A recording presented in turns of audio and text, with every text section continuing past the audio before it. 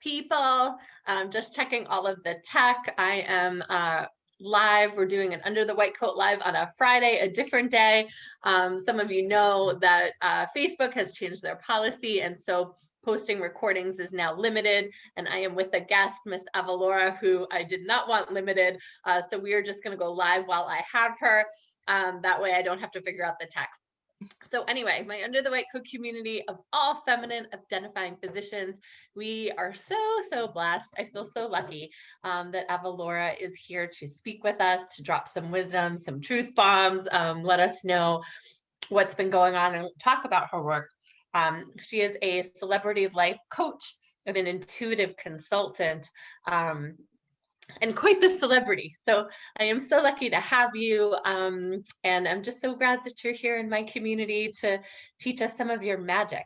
I know I said a few words, but kind of introduce yourself, presence yourself in my community, and talk about your work, which is so fascinating.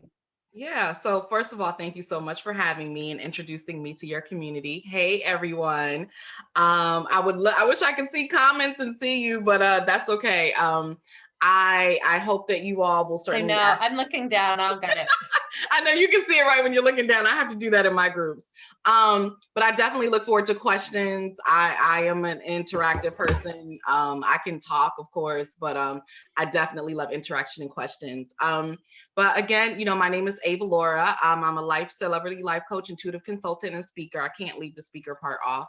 And with a mental health background. So I always say that, like, I'm a life coach with a mental health, social work, counseling background who infuses holistic therapies into my work. Like, so I do a little bit of everything, but for a really holistic wellness experience provided for my clients. Amazing, amazing. And so just to let people know, I mean, you have had such a journey, bring together so many different magical skills. Can you kind of take us back a little bit, like a little bit of your story? How did you come to this? Your why? How did you become Avalaura? Yeah, well, I mean, we could go back, like all the way back, like how I became Avalaura. But sort of the later half of my life. Let's talk about that. Yeah. In that, like you all, as physicians, I was a social worker. Always wanted to help people. I'm the oldest of 3 children. I was always the one sort of advising or telling people what to do. I say I was good in giving good advice. Some people will call me bossy, whatever you prefer, but they took my advice and they listened. And so when it came time to deciding what I wanted to do with my life, right? Like, we all get asked that question, like, what do you want to do when you grew up? It was either a singer or a psychologist. Like, that was it. I don't know how the singer part happened, but yeah, it was the singer. Laura, I lost our live feed in Facebook. I just realized. I don't know what happened. It was preparing, and then it never went live. Okay. Lo siento. I'm sorry. That's where I went to. So it's recording on Zoom, but it didn't go into Facebook. 100%. Got it. Which, for your purposes and maybe my future purposes, will work fine, but let me just make sure it's live in the group. There it is. Yeah. Okay. So hello, my Under the White Coat people. We are on a take 2. I'm having a tech experience today, but that is fine. I am so excited. Again, I'm Lisa Tharler. If we have not met and connected yet in this group, I'm excited to.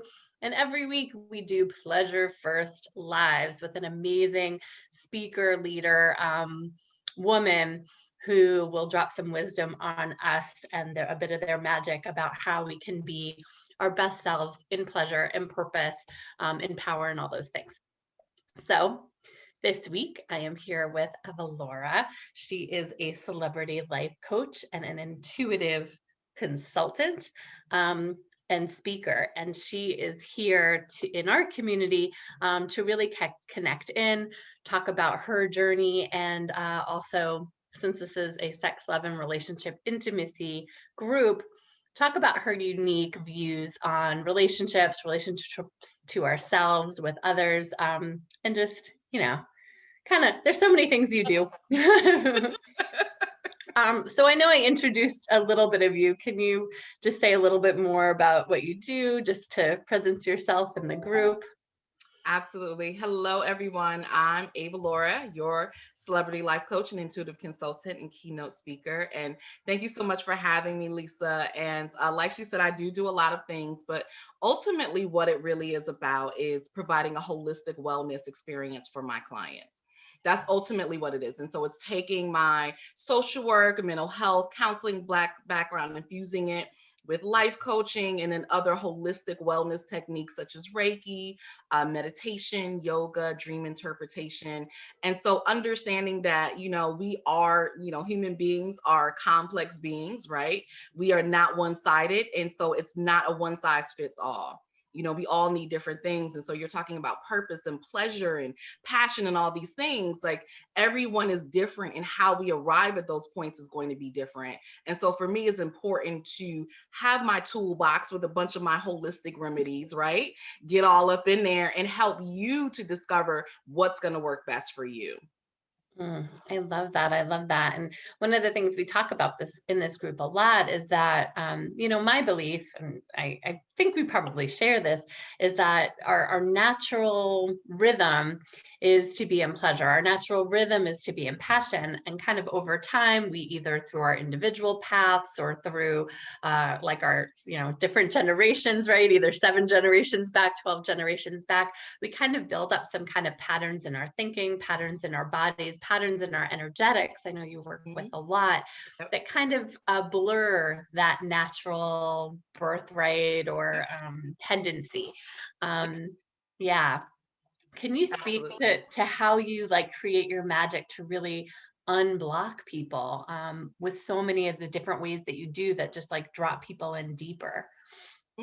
Yeah. So one of the things that I always talk about is, helping clients from whole to wholeness, or from settling to significance, right? Because what we're really talking about is, it's such an interesting concept. Like we're not really suffering per se, right? Like you're doing well. You might be doing well in your career. You might be making a lot of money. You might have the appearance, right, of success, but you're settling. Right? You're not living up to your full potential. You're not living fully. You're not living life on your own terms. And so you are taking on the terms of, your parents or your family or what society tells you should be pleasurable for you or should be your passion, instead of pursuing what it is that you truly want for yourself. And sometimes that's easier because the reality is you don't even know what you want for yourself.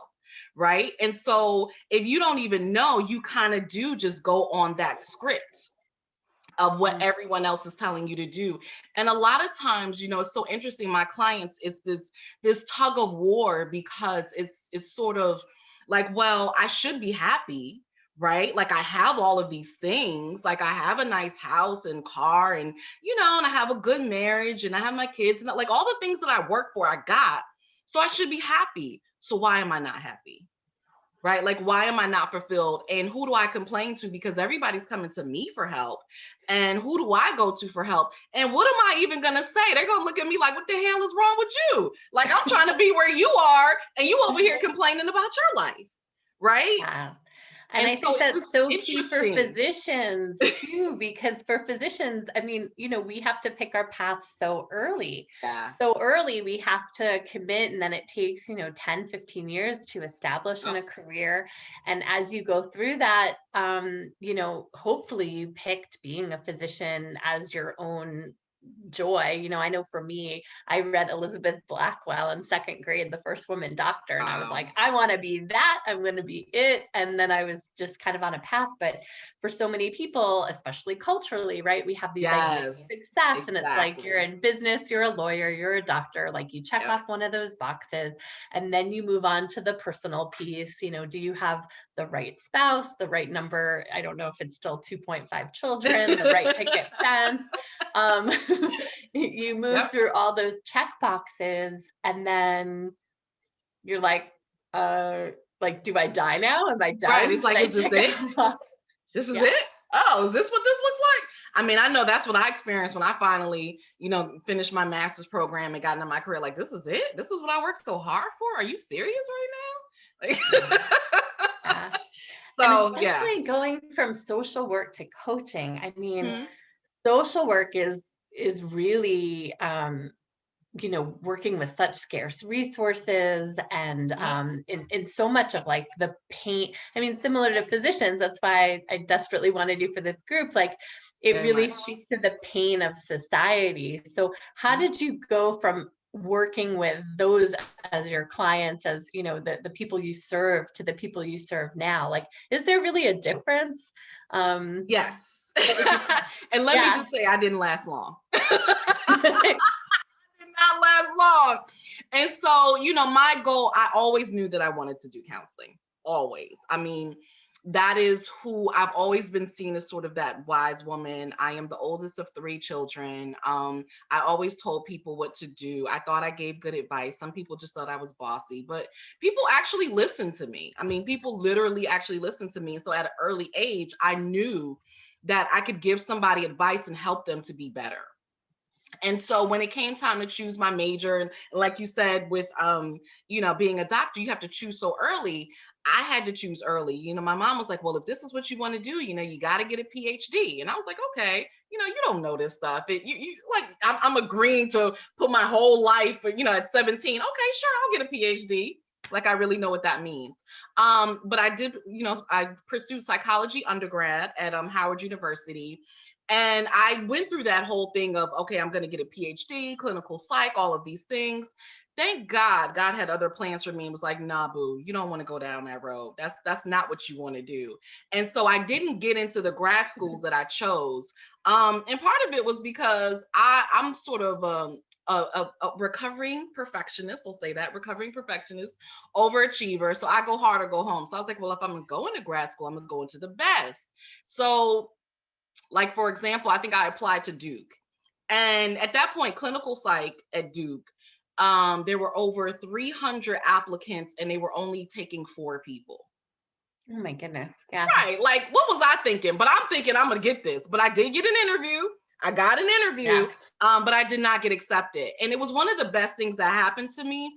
And so what ended up happening is talking to one of my mentors, one of my psychology professors said, Avalaura, why don't you do social work? Like, what you doing? If you don't want to, if you don't want to be a professor, why are you doing clinical psych? But what I was taught is that clinical psych is up here. Well, actually psychiatrist, because psychiatrist is a doctor. So clinical psych is like right underneath that, and social work is at the way bottom. I don't want to be at the bottom. I'm an overachiever. I got to be at the top. So naturally, I'm going to choose clinical psych. And so, yeah, so that didn't work out. But when I found out that social work, I could go 2 years, get a master's, not have to do a PhD and all that, I said, sign me up. And so that's what I did. That's what I did. And then I got into the social work profession and I said, what the heck is this? Oh no, this ain't gonna work. And really what Now, happened, were I got you this. seeing clients or were you in Yes. a organization? So what Okay. happened is I was a program director at an outpatient mental health clinic. And so I was seeing clients and I was running the joint. Like, I was putting together all the programs, all of that. And what happened for me is I started to see all of the limitations within the mental health system and how broken it was. And I started feeling like it wasn't set up to help people heal, but it was really just set up to help people to maintain their dysfunction. And for Mm. me, what's important is the transformation. I am working with you to help to transform your life. I want to see change. I don't want to see you baseline just stay the same, or do a little better and then go back to where you were. And that's what I was seeing. And so I started getting really depressed. I started feeling like hopeless, like, why am I here? And I started feeling really stuck and like, okay, is this what I worked so hard for, and is this how it's going to be the rest of my life? Like, how am I really going to make an impact and use my gifts within this system? And I Yeah. realized And I I could. think many people can relate to that. You come out and you're doing your work and you're proud of it. And every person you touch, you're proud of, but it just seems like the need, like the system need and the amount of people you can touch, the hours just go by so quickly, the days go by so quickly, and then you're doing the same thing the next day with new people in the same stuck system. It can feel very much like I'm keep doing this, like a hamster wheel, Yeah. right? Yeah. And I really just felt like I'm not going to be able to make the impact that I want to make within this system. And that left me feeling really hopeless and powerless for a while, because honestly, I thought that I had to stay because I'm supposed to serve and I've committed to being here. And so I felt really powerless. At that time, I started gaining weight, I started getting depressed, and going through that. And finally, I just got to the point where I got sick and tired of being sick and tired. Like, I can't do this anymore. And I finally confided in a colleague. And it took me a while because I didn't even know who to talk to. Like, here I am, a social worker, and I'm giving y'all advice, and I didn't even know where to turn to for help. Yeah.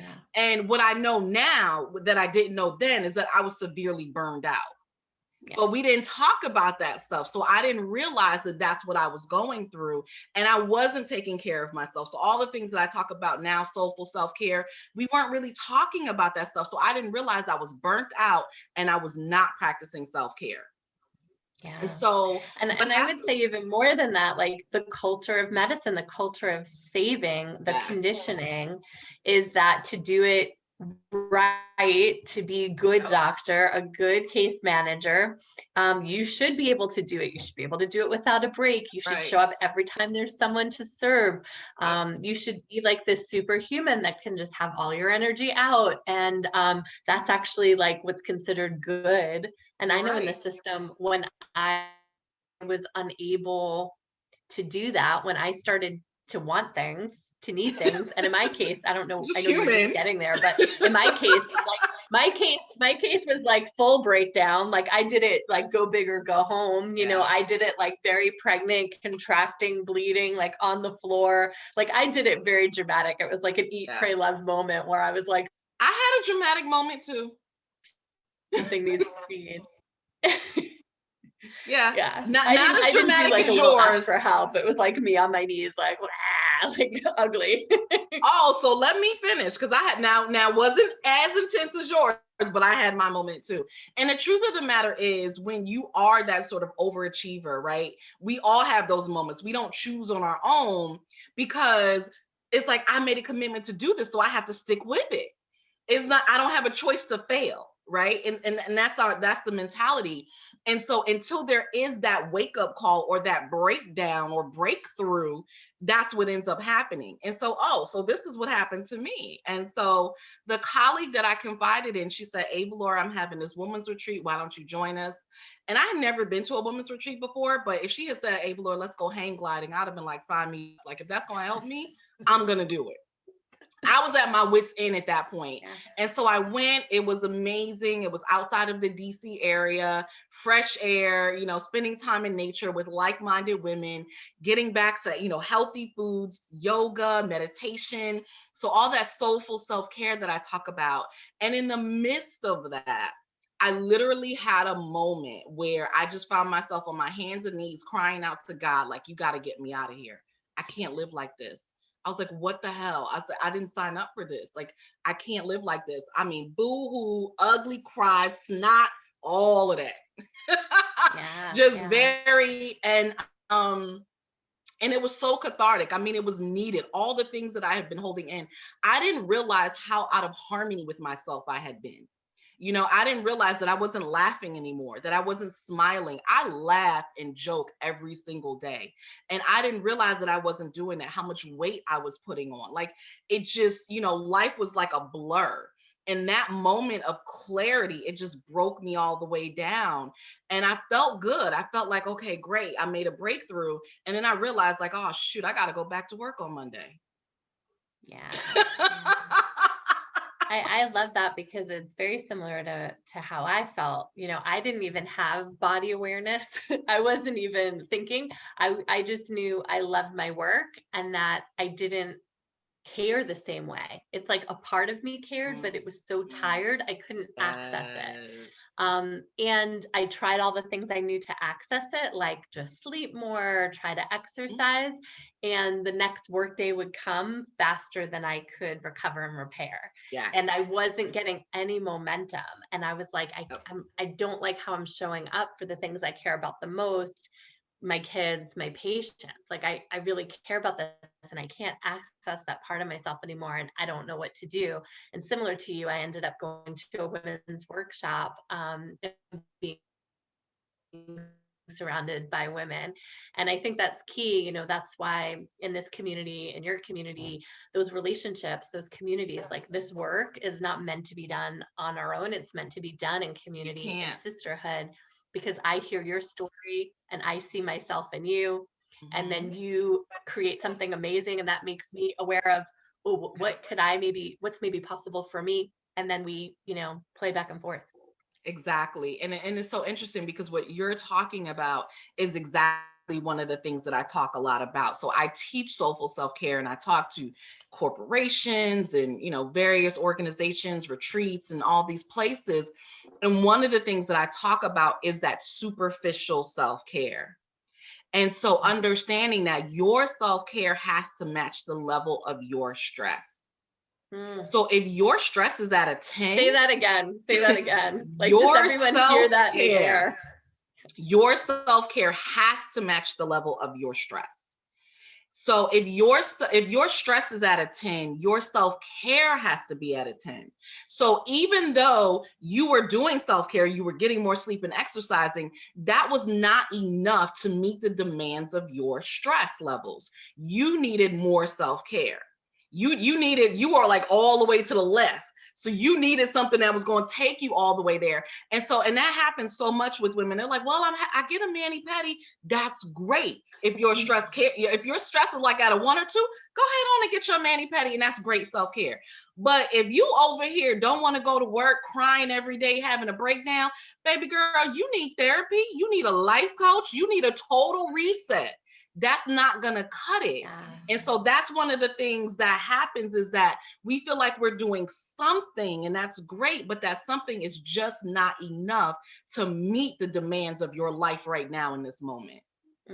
I love that. And I think it's also so important to be in the circle of other women and to recognize proactively the transitions in life that are going to lead to that, right? So for me, you know, taking on new roles and responsibilities at work as I went through training, becoming a mother, getting married, going through divorce, becoming a caretaker, becoming a widow, like all of these major transitions, and I probably missed a few that you can speak of. Those were the first that came to my mind, but all of these are going to create a stress on our energy and require us to up level our self-care. And as women, we're given so much messaging about how wrong it is, how much you shouldn't need that, right? It's like, why do you need so much? Especially lots of times from the men in our lives, which are not doing as much supporting, right? Like, let's be honest, as women, I know in the hospital, who's usually at the bedside for their sister, for their mother, it's usually the women. For their friends, you know, we do so much invisible labor, so much caretaking, that we get this messaging, you know, why should you need that? And what you speak to is perfect. It's because of the level of energy out of stress. I love that. And one of the things that I teach my clients is we actually work on a customized self-care plan. And we build all of those things in, like we look at your life, what's going on, and how can we meet those demands? So like, exactly like you said, we're being proactive. Because the truth of the matter is, one of the things that's so important to understand is that stress isn't always negative. Like, there's positive stress. There could be great things happening in your life, but they still create stress. Like, I'm having a great moment in my life right now. Like, my business is on fire, but it's stressful as hell. Like, so I'm still stressed. So yesterday, I literally, was it yesterday? Yeah, I don't even know what day it is anymore. My days are blending together. But Halloween's I literally tomorrow, said, don't forget. I literally said, I'm taking a day off. So I rearranged clients and I was like, I'm getting my hair done. I'm just taking a day off. I'm not seeing anybody today. And I had to do that. If I didn't, I would have showed up here today. You said, girl, what's wrong? what's going on with you? What's happening? Do you need some self-care? And so I had to do that. And so I listened and I reacted in that moment. I didn't put it off. I didn't say, oh no, but you got to see these people and you committed. I said, no, no, no. This is what I need. If I'm going to show up as my best, I'm up leveling my life right now. That's what's happening. I got to learn to meet this demand. And part of that is understanding how to best take care of myself in a way that's going to serve me for this next level of my rise.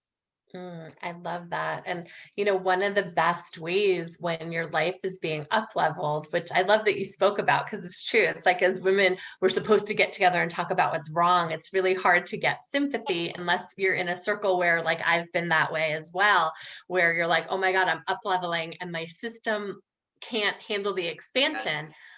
And then you start to contract, right? But you can keep yourself up, you can keep yourself expanded by doing like really basic practices. I'm sure you have your favorites. Like mine as a coach is like doing your gratefulness practices, adding more simple ways of pleasure, right? Like blowing yourself kisses in the mirror as you pass, writing yourself love notes, even better, being in community and doing that for another woman, like realizing her expansion and her pleasure, right? Like that's the way that we learn to have and hold more without feeling like, oh my goodness, and now I got to contract back down.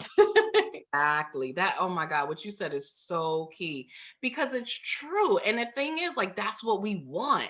Like, I was like, you know what? I prayed for this. It's like, that's what we want. And then we get it and we don't know how to handle it. And we don't have the people around us to help us because they don't know, they don't understand, right? They've never had this experience. You're usually the breakout. And so they can't really support you in that. And because you're confined to their perspective and their expectations, and then you can't handle it, that's it, you shrink.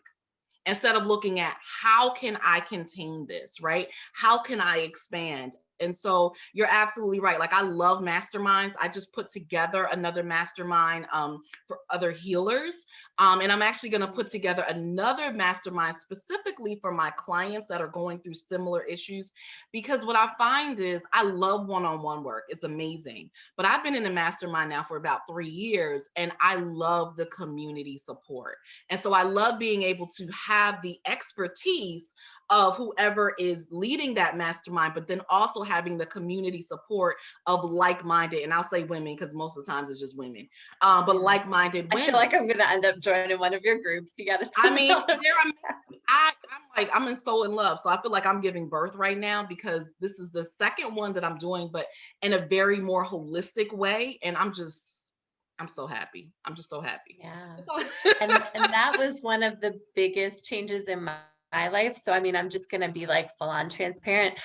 When I developed my dream job, bought my dream house, like corrected things in my relationship, even saying that out loud to the circle of friends that I had, I felt like, oh my goodness, what are they going to think of me? It sounds like I'm boasting. Like we kind of make ourselves small, even when we're accomplishing things we really want. So one of the practices in this group, and it comes from Mama Gina, like School of Womanly Arts, who I studied with, is the intentional practice of bragging.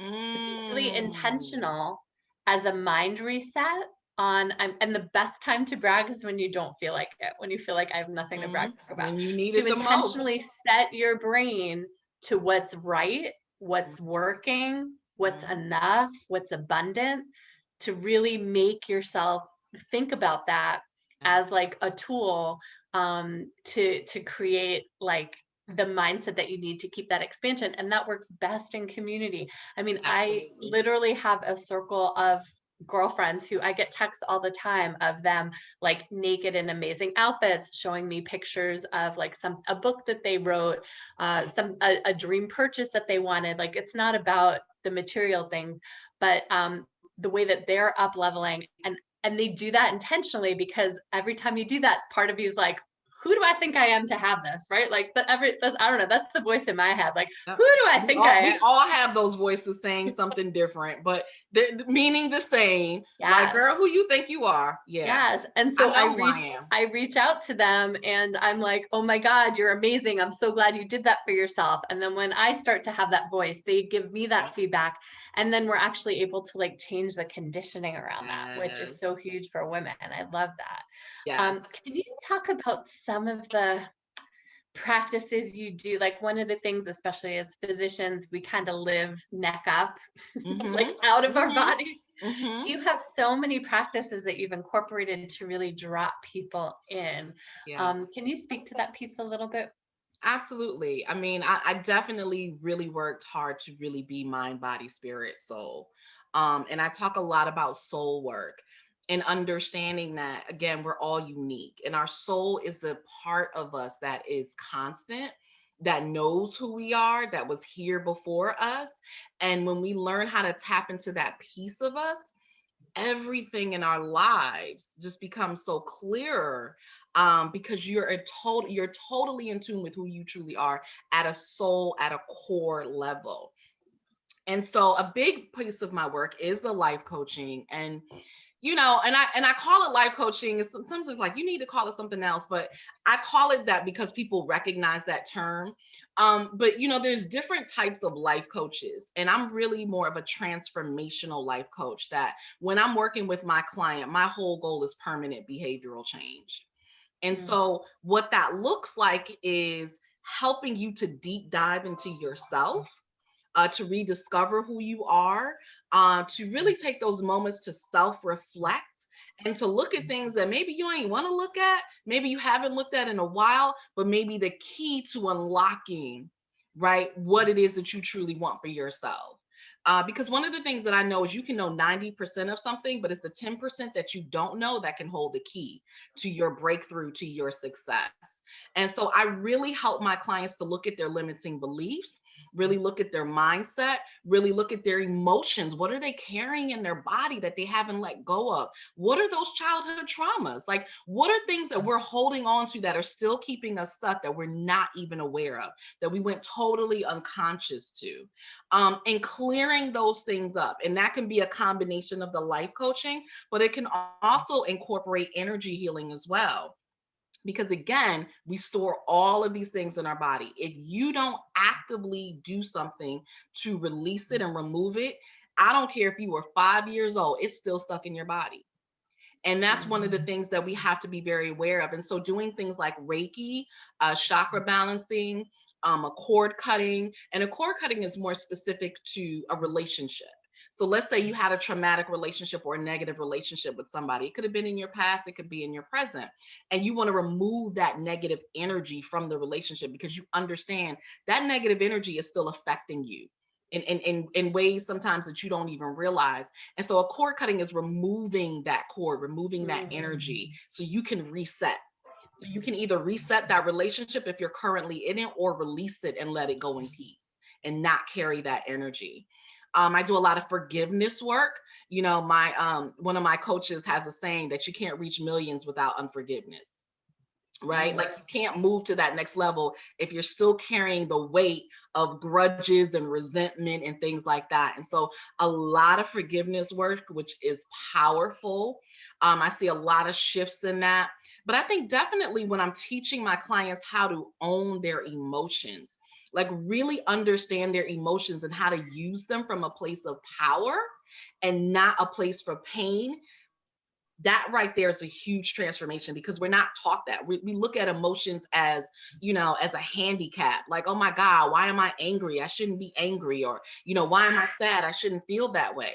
But understanding that all of our emotions have a message to us. They're a message from your spirit. And if you can understand what that is and then release it and let it go, now it's empowerment. It's helping you to get to that next level because you are tapped in, versus, oh my God, I shouldn't feel like this. And now you're down and out and in pain and in despair. I love that. And we have done a bit, I think, in the past month about emotions. And I'm right with you, right? Like we don't get angry, we don't get grief stricken about things that we don't care about. When we don't care, we don't care. And so if something's bringing up strong emotionality, those are big signs that it's actually pointing an arrow at something that we care deeply about, or else we wouldn't get so angry. And we just have to push to the other side. And exactly what you said, as a society, we don't learn to do that. We're like kind of numbed out. We feel something. We're like, oh my God, it feels too much for my nervous system. Much. I better shut that shit right down. That's and we right. don't It's learn too to get much. to the other side. Yep. And emotions are so great at figuring out what you want. Yep. Because a lot of people, I know I was one of those people, if even some days now, if you ask me like, what do you want, like poof, magic wand, I'd be like, I don't I'd know. you know but if I focus on what am I angry about, what do I not want, what am I pushing against, I can really locate some of the more like hidden or shadow desires that maybe need to speak to me through my emotions, because we all have our ideas, even when we're talking about this work, about how to do it right, how to do it good. There's good passions, there's good pleasure. We don't like to admit that sometimes we're angry and envious because we really Right. want something that we've judged, right? Right. Usually it's like one of the 7 deadly sins. We've judged it as we'd be too lazy or greedy, or we'd be a slut if we wanted that. And so Mhm. sometimes our emotions can really point to like those more, I don't know Yeah, what you call emotions them, are but very, those very, more very powerful. And desires. and exactly what you said, they're so powerful. That's why we shut them down if we don't know what to do with them. And Yeah. so I'm teaching you what to do with them and how to use them and empower you. And the thing as women that we have to understand, first of all, is when you shut off your emotions, you shut off who you are as a woman. Like emotions are feminine energy. So you're literally operating out of one side of yourself, and that's the ego. So now you're playing in this man's world, operating according to his rules, according to ego, and you don't have any of your feminine energy coming out to counterbalance that.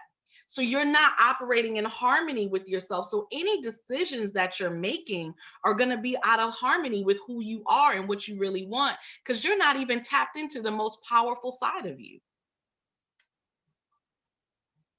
So yeah, emotions are so Yes. key. And then you're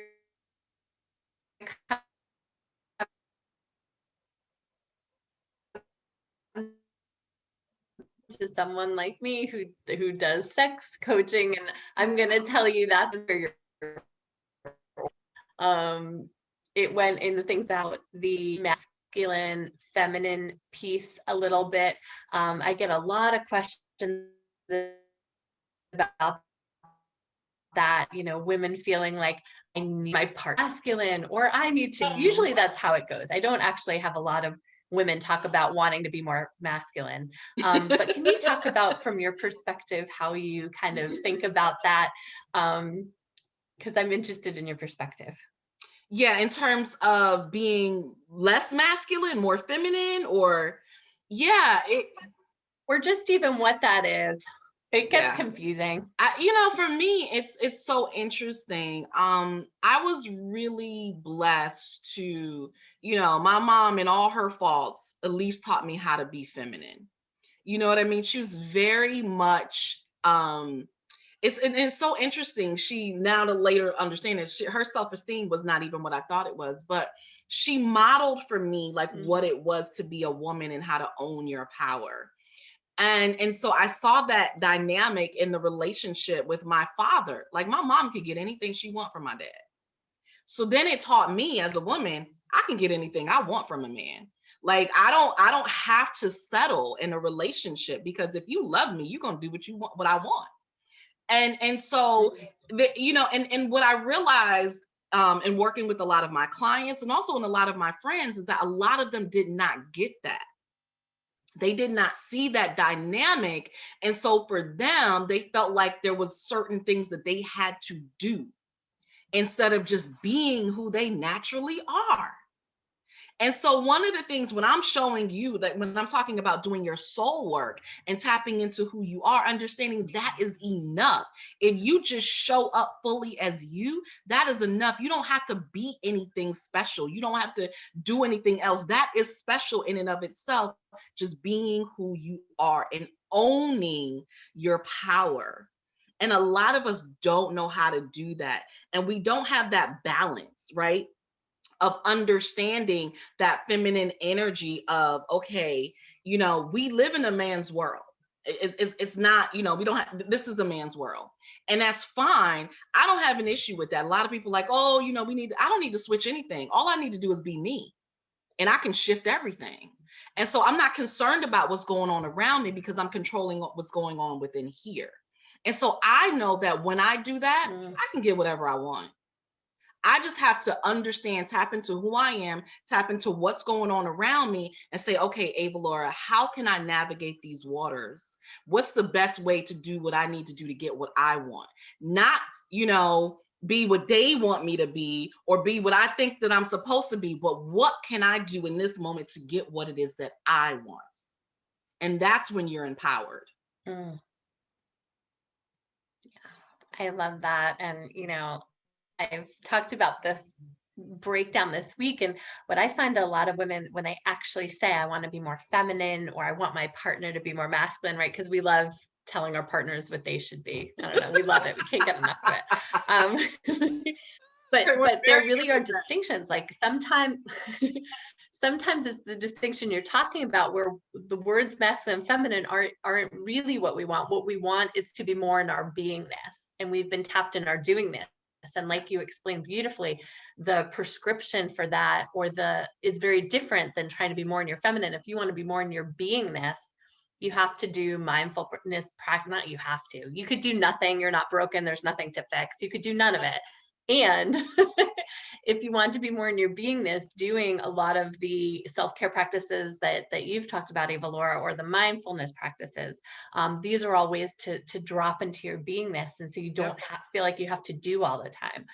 So I love that you made that distinction, because I think a lot of women get trapped in this, I'm not feminine enough. And what they're really asking for is like, I need to drop in my beingness. This is actually very different.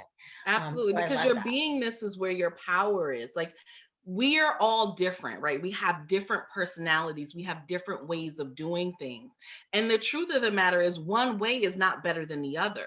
Now, you might be envious of another woman, say, oh, she's prettier than me. I love her clothes. I love her style, her attitude, or I love she's bold, or whatever it is, right? But the truth is, that might not be your natural energy, and that's okay. But if you master your natural energy, your beingness, you will show up differently in the world and can get the same results, even though you do things differently. So you have to find how is your way of doing that, because you're not going to be able to do things like Avalaura. I don't expect you to. I might say something and you be like, I wish I could say that, but that sounds really corny when I say it. But you could say something else that I can't say and get the same result. Yeah, I love that, because we do get very much, when we're not in our beingness, into comparison, into envy. And those are really, to me, drop down into like the sisterhood wounds, right?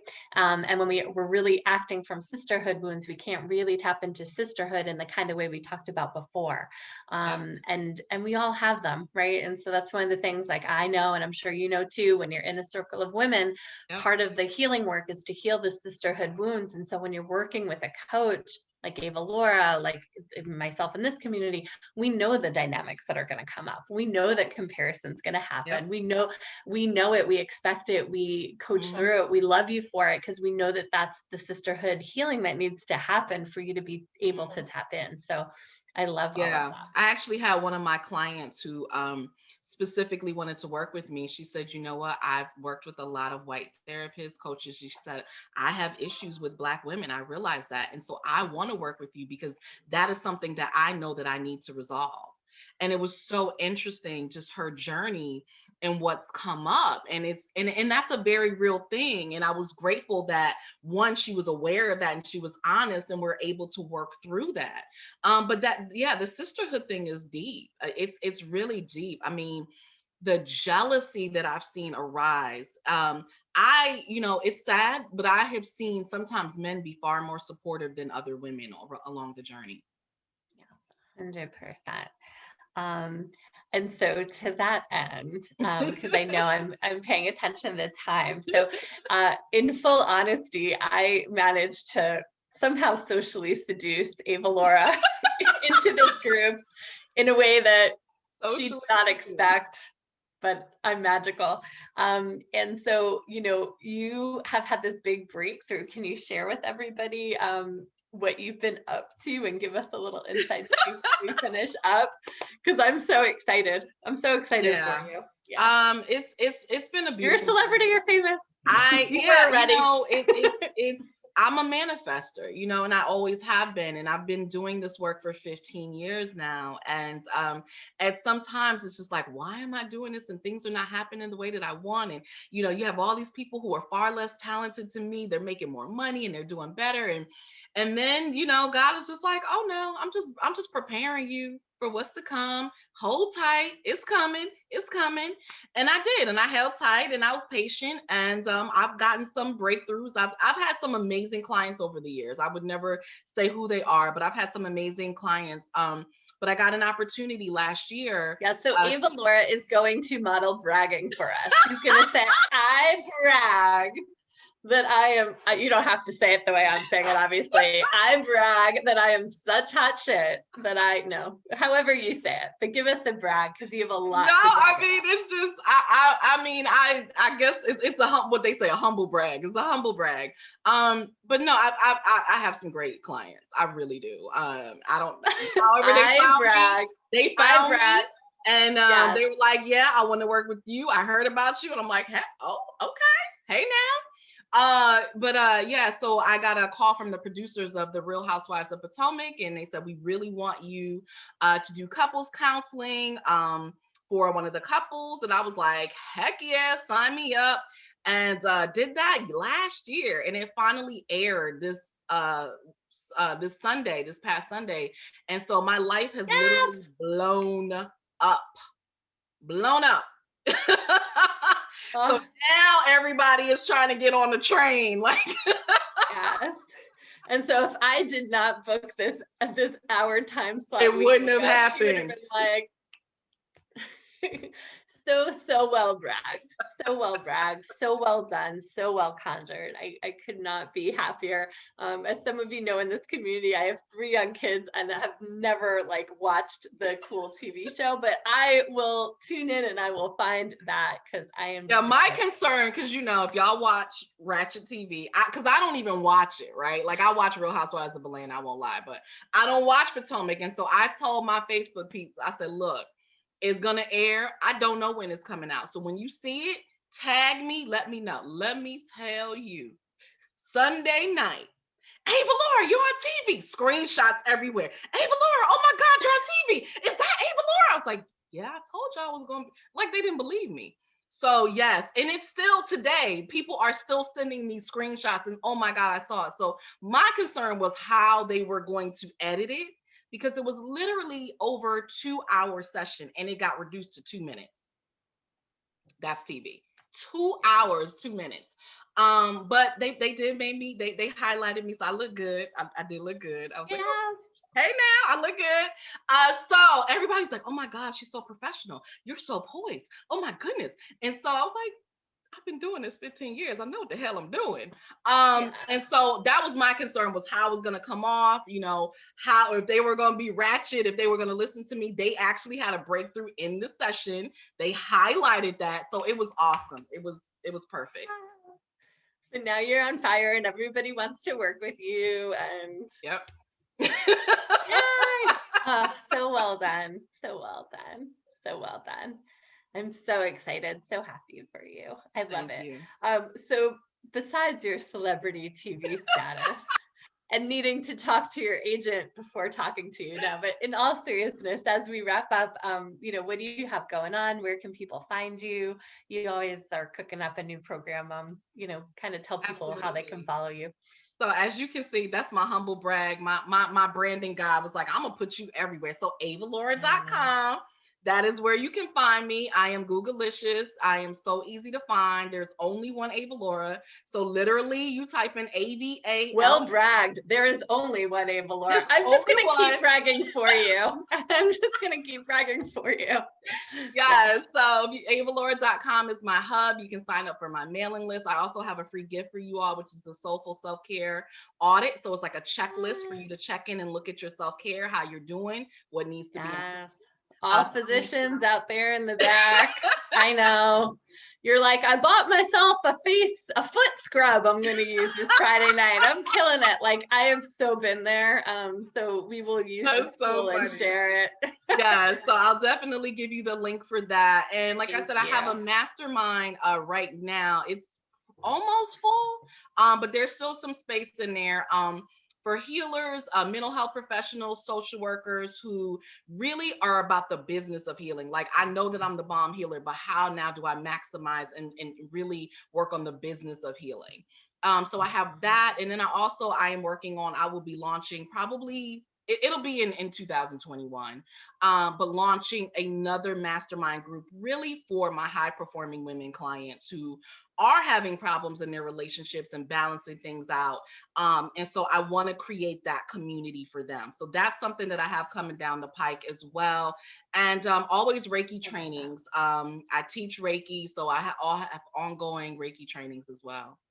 I love that. I love that. So definitely find the only celebrity, Avalaura, who will start not humbly, but boastfully bragging by the time I finish. Listen, my mother branded me, okay? There's no other Avalaura. Like, I don't know how she knew, but she knew. Like, so she's like, I'm gonna give this woman a name that I've never seen before. I'm just gonna create this. So, you know, I love it. So in case any of you were thinking, is that her real name? Is that her real name? Is that her stage name, her celebrity name? You know, people have asked me that. Her mama gave her. Yeah. People have literally asked, like, is that your real name? Yeah. I'm not that creative. I promise. So definitely find her. If you can get into one of her programs, please do. I will get the link for the self-care checklist. And, you know, definitely follow for any of those high level masterminds. I love both of them, especially the relationship piece. I feel like as high achieving women, we get this, that it always comes with a cost to the amount of love and intimacy we can have. I know I believe that messaging for a long time.